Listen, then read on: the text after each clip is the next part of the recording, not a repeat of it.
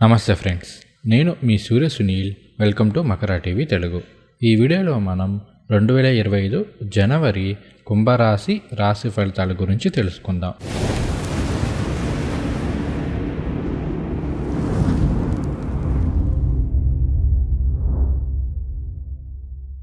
ఈ జనవరి నెలలో కుంభరాశి వారికి శుక్రుడు, బుధుడు, శని, రాహు, కేతువు, కుజుడు పూర్తి శుభులుగా ఉన్నారు. రవి, గురువు గారు అర్ధశుభులుగా ఉన్నారు. ఈ గ్రహాల గోచారాన్ని ఓవరాల్గా చూసుకుంటే కనుక ఫస్ట్ ఆఫ్ ఆల్ కుంభరాశిలో ఉన్న స్త్రీలకి ఈ నెలంతా కూడా చాలా అనుకూలంగా ఉంటుంది. ఎందుకంటే శుక్రుడి యొక్క గోచారం బాగుంది కాబట్టి ఈ రాశిలో ఉన్న స్త్రీలకి, కళాకారులందరికీ చాలా బాగా యోగిస్తుంది. అలానే ఈ రాశిలో ఉన్న ఉద్యోగులకి, వ్యాపారస్తులకి, వీళ్ళందరికీ కూడా చాలా బాగా ఉంటుంది. అలానే నిరుద్యోగులకి ఉద్యోగ అవకాశాలు వచ్చే అవకాశాలు ఉన్నాయి. తర్వాత ఉద్యోగంలో కాస్త దూర ప్రాంతాలకి ట్రాన్స్ఫర్లు అయ్యే అవకాశాలు కూడా ఉన్నాయి. తర్వాత కుంభరాశి వారికి ఈ నెలలో కార్యజయం ఉంటుంది. అయితే పనులు మొదలుపెట్టినప్పుడు మొదట్లో కాస్త ఇబ్బందులు పెట్టవచ్చు, కానీ అవి చివరికి చాలా సక్సెస్ఫుల్గా, లాభదాయకంగా పూర్తవుతాయి. అలానే దూర ప్రాంత ప్రయాణాలు కలిసి వస్తాయి. స్పెక్యులేషన్ బిజినెస్ చేసే వాళ్ళకి ఈ నెల బాగానే ఉంటుంది. బట్ మీ జాతకంలో కూడా దశ అంతర్దశలు అనేవి చూసుకోండి. తర్వాత ఆరోగ్యం అనేది అనుకూలంగా ఉంటుంది. కుటుంబంలో సౌఖ్యం ఉంటుంది. గతంతో పోలిస్తే ఈ నెలలో కుటుంబపరమైన విషయాల్లో కాస్త సుఖ సంతోషాలు ఉంటాయి. అంటే ఇంట్లో శుభ కార్యక్రమాలు కలిసి వస్తాయి. ఇలా ఏదో ఒక విధంగా ఇంట్లో సుఖ సంతోషాలు అనేవి ఉంటాయి. ఇక ఇప్పుడు మనం ఒక్కొక్క గ్రహాన్ని తీసుకుని ఆ గ్రహ గోచారం ఆధారంగా ఫలితాలు అనేవి చెప్పుకుందాం. ముందుగా సూర్యభగవానుడు అంటే రవిగ్రహం. ఈయన జనవరి 14వ తేదీ వరకు కూడా ధనుస్సు రాశిలో లాభస్థానంలో సంచారం చేస్తూ ఉన్నారు. అంటే మంచి శుభదాయకమైన ఫలితాలను ఇస్తారు. అసలు ఈ కుంభరాశి వారికి రవి ఏమవుతారు? ఆయన 7వ స్థానానికి అధిపతి అవుతారు. 7 అంటే కళత్ర స్థానం, అంటే జీవిత భాగస్వామిని గురించి తెలుపుతుంది. అలానే బిజినెస్ పార్ట్నర్స్ని తెలియజేస్తుంది. తర్వాత సామాజిక సంబంధాలు, వీటి గురించి కూడా తెలియజేస్తుంది. ఈ స్థానాధిపతి అయిన రవి జనవరి 14వ తేదీ వరకు కూడా ధనుసు రాశిలో లాభస్థానంలో, పైగా మిత్రక్షేత్రంలో కూడా సంచారం చేస్తూ ఉన్నారు. కాబట్టి అద్భుతమైన ఫలితాలను ఇస్తారు. కుంభరాశిలో వివాహం కాని వారికి వివాహ సంబంధాలు వచ్చే అవకాశాలు ఉన్నాయి. అలానే భార్యాభర్తల మధ్య మంచి అన్యోన్య దాంపత్య జీవితం ఉంటుంది.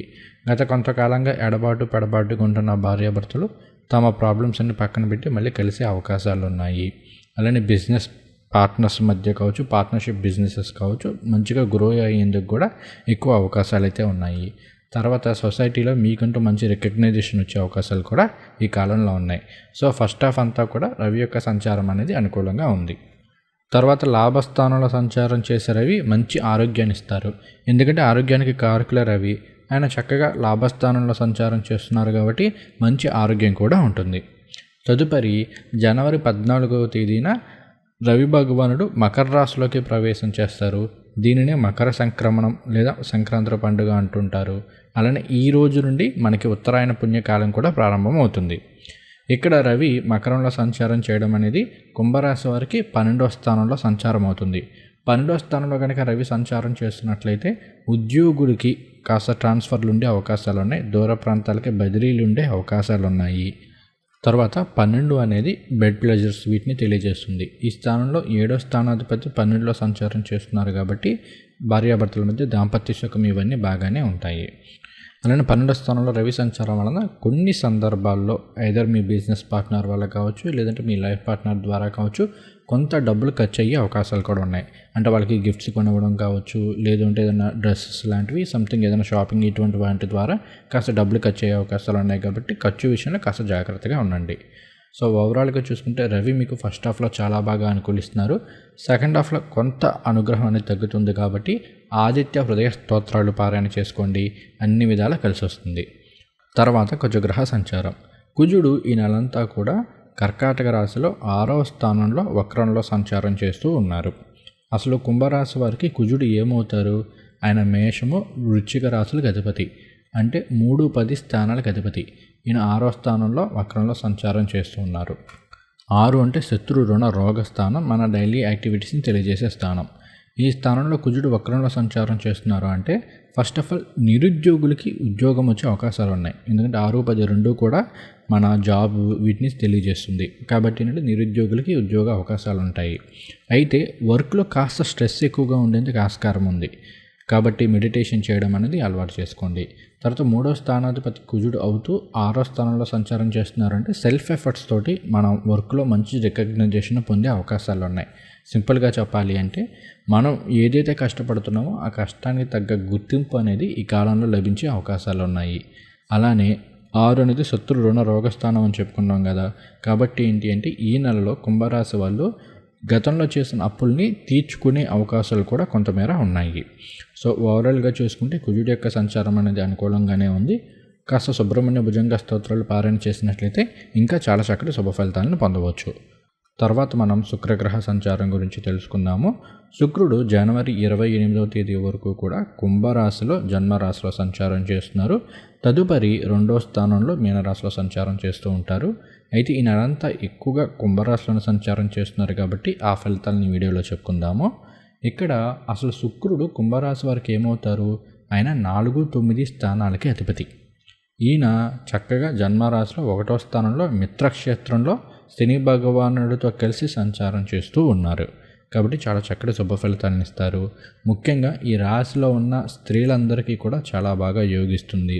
అన్ని విధాలా కూడా అనుకూలమైన ఫలితాలను ఇస్తుంది. అలానే ఈ రాశిలో ఉన్న కళాకారులందరికీ కూడా చాలా బాగా యోగిస్తుంది. ఎందుకంటే శుక్రుడు స్త్రీలకి కళాకారులని వీటిని రిప్రజెంట్ చేస్తుంటారు. కాబట్టి స్త్రీలకు బాగుంటుంది, ఈ రాశిలో ఉన్న కళాకారులకు బాగుంటుంది. మీ వర్క్కి తగ్గ గుర్తింపు, తద్వారా అవకాశాలు, తద్వారా మంచి ధనాదాయం పొందే అవకాశాలు అనేవి ఈ నెలలో ఉన్నాయి. తర్వాత శుక్రుడు 9వ స్థానాధిపతి అవుతూ 1వ స్థానంలో సంచారం చేస్తున్నారు కాబట్టి విద్యార్థులకు కూడా చాలా బాగుంటుంది. 4, 9 రెండు కూడా ఏంటంటే విద్యాస్థానాలు. ఈయన శుభ్రంగా జన్మరాశిలోనే సంచారం చేస్తూ ఉన్నారు కాబట్టి విద్యార్థులందరికీ చాలా బాగుంటుంది. కాంపిటేటివ్ ఎగ్జామ్స్కి ప్రిపేర్ అవుతున్న వాళ్ళకి కూడా ఈ కాలం చాలా అనుకూలంగా ఉంటుంది. తర్వాత వైద్యులకి, అలానే కెమికల్స్ సంబంధించిన వాళ్ళకి, మెడిసిన్ ఫీల్డ్లో ఉన్న వాళ్ళకి, వీళ్ళందరికీ కూడా చాలా బాగా కలిసి వస్తుంది. తర్వాత మనం బుధగ్రహ సంచారం గురించి తెలుసుకుందాం. బుధుడు జనవరి 5వ తేదీ వరకు కూడా వృశ్చిక రాశిలోను, 5వ తేదీ నుండి 23వ తేదీ వరకు కూడా ధనుస్సు రాశిలో 11వ స్థానంలో లాభస్థానంలో సంచారం చేస్తూ ఉన్నారు. తదుపరి మకర రాశిలో మిత్రక్షేత్రంలో 12వ స్థానంలో సంచారం చేస్తూ ఉంటారు. ఇక్కడ బుధుడు మొదటి 5 రోజులు కూడా వృశ్చికంలో 10వ స్థానంలో సంచారం చేస్తూ ఉన్నారు. 5, 8 స్థానాల అధిపతి 10వ స్థానంలో సంచారం చేస్తున్నారు అంటే కాస్త ఉద్యోగపరమైన విషయాల్లో అనుకూలంగా ఉంటుంది. తర్వాత జనవరి 5 నుండి జనవరి 23వ తేదీ వరకు కూడా లాభస్థానంలో ధనుసు రాశిలో సంచారం చేస్తూ ఉన్నారు. ఇక్కడ మాత్రం చాలా అనుకూలంగా ఉంటుంది. కాస్త ఆకస్మిక ధన లాభాలను పొందే అవకాశాలు ఉన్నాయి. అలానే గతంలో ఎవరికైనా రుణాలు ఇచ్చుంటే వాటిని తిరిగి తీర్చే అవకాశాలు ఉన్నాయి. తర్వాత మీకు రావాల్సిన డబ్బులు మీ చెంతకు వచ్చే అవకాశాలు ఉన్నాయి. తర్వాత 5వ స్థానం అనేది స్పెక్యులేషన్ బిజినెస్ని వీటిని తెలియజేస్తుంది. ఈ స్థానానికి అధిపతి అయిన బుధుడు 11వ స్థానంలో లాభస్థానంలో సంచారం చేస్తున్నారు అంటే స్పెక్యులేషన్ బిజినెస్లో మంచి లాభాలు పొందే అవకాశాలు ఉన్నాయి. అయితే మీకు జరుగుతున్న దశ అంతర్దశలో కూడా కీలకం ఇక్కడ. అలానే 5 అనేది సంతానం అవుతుంది. సంతాన స్థానాధిపతి లాభంలో సంచారం చేస్తున్నారు అంటే సంతానం ద్వారా లాభాలు పొందే అవకాశాలు ఉన్నాయి. అంటే ఒకటి సంతాన లాభం. ఇప్పటి నుండి సంతానం కోసం ఎదురు చూస్తున్న వాళ్ళకి సంతానం పొందే అవకాశాలు ఉన్నాయి. తర్వాత మీ సంతానం మంచి వృద్ధిలోకి వస్తుంది.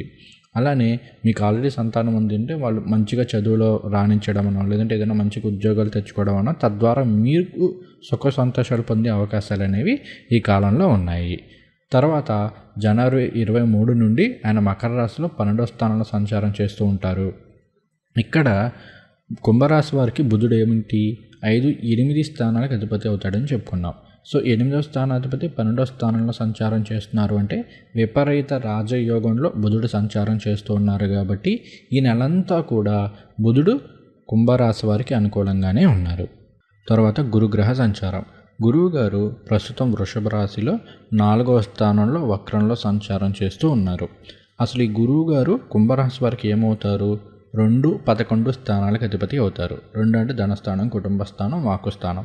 11 అంటే లాభస్థానం. ఈ 2 స్థానాలకు అధిపతి అయిన గురువు గారు 4వ స్థానంలో వక్రంలో సంచారం చేస్తూ ఉన్నారు. ఇక్కడ 4 అంటే గృహస్థానం, వాహన స్థానం, విద్యాస్థానం, మాతృస్థానం, అలానే మన సెల్ఫ్ కంఫర్ట్స్ని తెలియజేసే స్థానం. ఈ స్థానంలో గురువుగారు సంచారం చేయడం అనేది పర్వాలేదు, శుభ ఫలితాలని ఇస్తుంది. సొంతంగా ఒక ఇల్లనో, స్థలమనో, వాహనమనో ఇలాంటివి కొనుగోలు చేయడం కానీ, ఆల్రెడీ ఉన్న వాళ్ళైతే వాటికి మరమ్మతులు చేయించుకోవడం కానీ ఇలాంటివి జరిగే అవకాశాలు ఉంటాయి. తర్వాత విద్యాకారకుడైన గురువు గారు విద్యాస్థానంలోనే సంచారం చేస్తున్నారు కాబట్టి విద్యార్థులకి చాలా అనుకూలంగా ఉంటుంది. మంచి విద్య వస్తుంది. మీరు కోరుకున్న కోర్సుల్లోనూ, క్యాంపసెస్లోనూ మీకు ప్రవేశాలు లభించేందుకు ఆస్కారం ఉంది. తర్వాత రియల్ ఎస్టేట్ బిజినెస్లో ఉన్న వాళ్ళకి, కన్స్ట్రక్షన్ ఫీల్డ్ ఇటువంటి వాటిలో ఉన్న వాళ్ళకి చాలా బాగా కలిసి వస్తుంది. తర్వాత 4వ స్థానంలో గురువు గారు వక్రించారు అంటే కాస్త మీ కంఫర్ట్స్కి సంబంధించిన విషయాల్లో కొన్ని ఇబ్బందులు ఉండే అవకాశాలు ఉన్నాయి. కొన్ని సందర్భాల్లో సరిగ్గా నిద్ర పట్టకపోవడమనో, కొన్ని సందర్భాల్లో వర్క్ స్ట్రెస్ ఎక్కువగా ఉండడమనో, కొన్ని సందర్భాల్లో మీకు సంతృప్తినిచ్చే విధంగా పనులు లేకపోవడం ఇలాంటివి జరిగే అవకాశాలు ఉంటాయి. కాబట్టి నవగ్రహ స్తోత్రాలు, గురు స్తోత్రాలు పారాయణ చేసుకోండి, లేదా దక్షిణామూర్తి స్వామివారి స్తోత్రాలు పారాయణ చేసుకోండి, లేదంటే పరమేశ్వరుడి సంబంధించిన స్తోత్రాలు పారాయణ చేసుకోండి. గురుబలం అనేది అనుకూలంగా మారుతుంది. తరువాత శని భగవానుడి యొక్క సంచారం. ప్రస్తుతం శని భగవానుడు కుంభరాశిలో అంటే మీ జన్మరాశిలోనే సంచారం చేస్తూ ఉన్నారు. ఇది ఏలినాటి శని సెకండ్ ఫేజ్ అవుతుంది. అయితే అసలు కుంభరాశికి అధిపతి శని భగవానుడు, ఆయన తన సొంత రాశిలోనే సంచారం చేస్తున్నారు కాబట్టి పర్వాలేదు, కాస్త అనుకూలమైన ఫలితాలే ఉంటాయి. 1వ స్థానంలో శని భగవానుడు సంచారం చేసినట్లయితే మంచి మెచ్యూర్డ్ మైండ్ ఇస్తారు. ఏ సిచ్యువేషన్లో ఎలా బిహేవ్ చేయాలి, ఏ విషయంలో మనం ఎలా డీల్ చేయాలి అనే ఎక్స్పీరియన్స్ కావచ్చు, అటువంటి తెలివితేటలు కావచ్చు కాస్త శని భగవానుడి వలన వస్తాయి. అలానే అసలు ఈ ప్రపంచం అంటే ఏంటి, ఈ లోకం పోకడ అనేది తెలుస్తుంది. ఎవరు బంధువులు, ఎవరు శత్రువులు, ఇవన్నీ కూడా మనకి ఏలినాటి శని పీరియడ్ టైంలోనే తెలుస్తాయి. ఇక్కడ శని భగవానుడు మీకు డిసెంబర్ 27 నుండి కూడా పూర్వభద్ర నక్షత్రంలో గురు నక్షత్రంలో సంచారం చేస్తున్నారు కాబట్టి అనుకూలంగానే ఉంటుంది. ముఖ్యంగా ఏంటి అంటే ఉద్యోగపరమైన విషయాల్లోనూ, వ్యాపారపరమైన విషయాల్లోనూ, ఆరోగ్యపరమైన విషయాల్లోనూ ఇక్కడ నుండి మీరు తీసుకునే నిర్ణయాలు అనేవి కరెక్ట్ అవుతాయి. ఇప్పుడు వరకు ఏంటంటే మీరు కాస్త తొందరపాటు నిర్ణయాలు తీసుకోవడం, తద్వారా ఇబ్బందులు పడడం ఇలాంటివన్నీ జరుగుంటాయి. బట్ ఇక్కడ నుండి మాత్రం డిసెంబర్ 27, డిసెంబర్ 28 నుండి కూడా మీరు ఈ వ్యాపారానికి సంబంధించి, ఉద్యోగానికి సంబంధించి, ఆరోగ్యానికి సంబంధించి, లేదంటే కుటుంబానికి సంబంధించి మీరు తీసుకునే నిర్ణయాలు అనేవి చాలా వరకు మీకు భవిష్యత్తులో అనుకూలమైన ఫలితాలను ఇస్తుంటాయి. అయితే ఇక్కడ మీకు జరిగే దశాంతర దశలు కూడా చూసుకోవాలి. బట్ గోచారం పరంగా మాత్రం శని భగవానుడు అనుకూలంగానే ఉన్నారు. తర్వాత మనం రాహువు యొక్క సంచారం గురించి తెలుసుకుందాం. ప్రస్తుతానికి రాహువు మీనరాశిలో 2వ స్థానంలో సంచారం చేస్తూ ఉన్నారు. 2వ స్థానంలో రాహువు సంచారం చేస్తే మంచి ధనాన్ని ఇస్తారు, అలానే ధనాన్ని ఖర్చు పెట్టిస్తారు కూడా. కాబట్టి ఖర్చుల విషయంలో కాస్త జాగ్రత్తగా ఉంటే ఈ నెలలో మంచిగా మనీ సేవ్ చేసుకునే అవకాశాలు ఉన్నాయి. అలానే 2వ స్థానంలో రాహు ఉన్నప్పుడు మాట తీరుకు సంబంధించి కూడా కొన్ని సందర్భాల్లో మన మనసులో ఏమీ లేకపోయినా కూడా మనం మాట్లాడే మాటలు ఎదుటి వాళ్ళని కాస్త ఇబ్బంది పెట్టేలా, బాధ పెట్టేలా ఉంటాయి. కాబట్టి ఆ మాట తీరు విషయంలో చాలా జాగ్రత్తగా ఉండండి. ఎలా మాట్లాడుతున్నాం అనేది ఒకసారి ఆలోచించుకొని మాట్లాడండి. మిగిలిన అన్ని విషయాలను అనుకూలంగానే ఉంటుంది. తర్వాత 2వ స్థానంలో రాహు సంచారం చేస్తే కొన్ని సందర్భాల్లో జాబ్ చేంజ్ అయ్యేందుకు ఆస్కారం ఉంటుంది. అలానే 2వ స్థానంలో రాహు వల్ల ఏంటంటే ఎంఎన్సి కంపెనీలో కావచ్చు, లేదంటే విదేశీ సంస్థల్లో కావచ్చు, ఉద్యోగాలు లేదా వ్యాపారపరమైన విషయాల్లో కూడా అనుకూలమైన ఫలితాలు ఉంటాయి. తరువాత విదేశీ కంపెనీలకు మన ఇంటి దగ్గరే ఉంటూ, ఇక్కడ నుండే ఉంటూ వాళ్ళకి వర్క్ చేయడం కావచ్చు, ఇలాంటివి చేసే అవకాశాలు కూడా ఉంటాయి. సో 2వ స్థానంలో రాహును మనం నెగిటివ్గా తీసుకునేందుకు ఏం లేదు. ఆయన అక్కడ చాలా చక్కటి శుభ ఫలితాలను కూడా ఇస్తారు. కాబట్టి 2వ స్థానంలో రాహు ఓకే. తర్వాత కేతువు యొక్క సంచారం. కేతువు 8వ స్థానంలో కన్యా రాశిలో సంచారం చేస్తూ ఉన్నారు. 8వ స్థానంలో కేతువు వలన ఏంటి అంటే ఈ జ్యోతిష్యము లేదంటే ఆధ్యాత్మికపరమైన విషయాల్లో మంచి ఆసక్తి అనేది వస్తుంది. కొంతమంది జ్యోతిష్యం నేర్చుకుంటారు, లేదంటే కొంతమంది గుప్త విద్యలకు సంబంధించి, లేదు అంటే మంత్ర సాధనలు ఇలాంటివి చేసే అవకాశాలు కూడా ఉంటాయి. అలానే 8వ స్థానంలో కేతు సంచారం వలన కాస్త ఆధ్యాత్మిక ప్రయాణాలు ఇలాంటివి కూడా ఉంటాయి. సో కేతువు పర్వాలేదు, అనుకూలంగానే ఉన్నారు. సో ఈ గ్రహాల గోచారాన్ని మనం ఒక్కసారి కంప్లీట్గా అనాలిసిస్ చేసుకుంటే కనుక ఈ రాశిలో ఉన్న మహిళలందరికీ చాలా బాగుంటుంది. వృద్ధులకి చాలా వరకు అనుకూలంగానే ఉంటుంది. మంచి ఆరోగ్యం ఉంటుంది. విద్యార్థులందరికీ చాలా బాగా కలిసి వస్తుంది. తర్వాత ఈ రాశిలో ఉన్న కార్మికులు, శ్రామికులు వీళ్ళందరికీ కూడా చాలా బాగుంటుంది. కళాకారులకి మంచి గుర్తింపు అనేది లభిస్తుంది. నిరుద్యోగులకి ఉద్యోగ అవకాశాలు ఉన్నాయి. ఉద్యోగం చేస్తున్న వాళ్ళకి కాస్త దూర ప్రాంతాలకి బదిలీలు అయ్యే అవకాశాలు ఉన్నాయి. తర్వాత ఈ రాశిలో ఉన్న లాయర్లకి, ముఖ్యంగా క్రిమినల్ లాయర్లకి వీళ్ళందరికీ కూడా చాలా వరకు బాగా యోగిస్తుంది. తర్వాత ఈ రాశిలో ఉన్న డాక్టర్లకి కూడా బాగానే ఉంటుంది. అలానే మెడిసిన్ ఫీల్డ్లో ఉన్న వాళ్ళు, మార్కెటింగ్ ఫీల్డ్లో ఉన్న వాళ్ళందరికీ కూడా ఈ కాలం అనేది చాలా వరకు కలిసి వస్తుంది, మంచి ధనాన్ని ఇస్తుంది. తర్వాత ఈ రాశిలో ఉన్న వ్యాపారస్తులందరికీ కూడా అటు బుధుడు అనుకూలంగానే ఉన్నారు కాబట్టి మంచిగా ధనాదాయం వస్తుంది. బిజినెస్ అనేది చాలా బాగా ఇంప్రూవ్ అవుతుంది. అలానే బంధుమిత్రులను కానీ, మన స్నేహితులను కానీ కలిసే అవకాశాలు అనేవి ఈ కాలంలో ఎక్కువగా ఉన్నాయి. తర్వాత ఆధ్యాత్మిక ప్రయాణాలు అనేవి ఉంటాయి.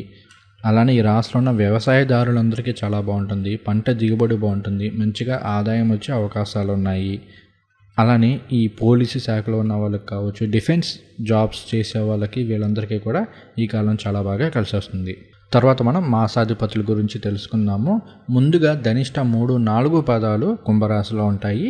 వీరికి ఈ మాసంలో అంటే పుష్య మాసంలో మాసాధిపతి గురువు అయ్యారు కాబట్టి మంచి ధనాన్ని ఇస్తారు, అన్నిట్లోనూ శుభ ఫలితాలను ఇస్తారు. అటు వివాహపరమైన విషయాల్లోనూ, సంతానపరమైన విషయాల్లోనూ, ఇంకా ఎటు చూసినా కూడా అన్ని విధాలా కూడా అనుకూలంగానే ఉంది. మీరు సుబ్రహ్మణ్య భుజంగ స్తోత్రాలు పారాయణ చేసుకోవడం, గురు స్తోత్రాలు పారాయణ చేసుకోవడం, అలానే ఏలినాటి శని జరుగుతుంది కాబట్టి కాస్త కాలభైరవాష్టకం ఇవి చదువుకోండి, అన్ని విధాలా కూడా అనుకూలిస్తుంది. తరువాత శతభిష నక్షత్రం.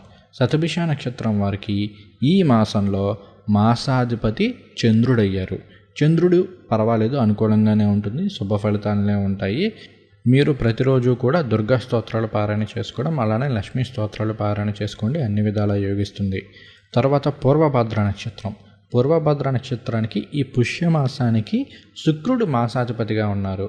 సో ఈ రాశిలో ఉన్న ముగ్గురికి కూడా మంచి శుభగ్రహాలే మాసాధిపతులుగా వచ్చి అటు ధనిష్టాకి, శతభిషానికి, ఇటు పూర్వభద్రకి. సో ఓవరాల్గా మీకు కూడా చాలా బాగుంటుంది. పూర్వభద్ర నక్షత్రం వారు మీరు లక్ష్మీ అష్టోత్తర శతనామావళి చదువుకోండి, అలానే గురు స్తోత్రాలు పారాయణ చేసుకోండి, దక్షిణామూర్తి స్వామివారి స్తోత్రాలు పారాయణ చేసుకోండి, అన్నిటిలోనూ చాలా చక్కటి శుభ ఫలితాలను పొందుతారు.